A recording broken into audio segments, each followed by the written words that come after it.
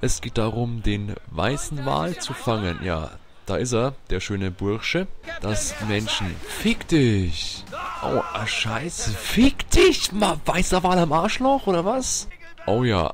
Geh doch weg, halt doch mal. Nein, nicht. Nein, jetzt habe ich das schon wieder gemacht. Ach du Arschloch. Und aus den Sachen stellte man sich dann, wow, deine Mutter, wow. Weil ich habe nicht mehr, nur noch wenige Harpunen. Ja, fick dich. Ich würde halt gern meinen Steuerruder verlassen, du Wichskopf. Geh halt einfach von dem Ruder weg. Weil der, oh, fick dich. Ging halt einfach durch die Tür durch. 10 Dinge, das sollte reichen für die Anzahl Lebenspunkte, die der Wal hat. Fick dich! Entschuldigung, ich weiß ja nicht, wo er kommt. Kommt er jetzt vor mir? Ja. Ja. Bam! Bam! Bam! Ja.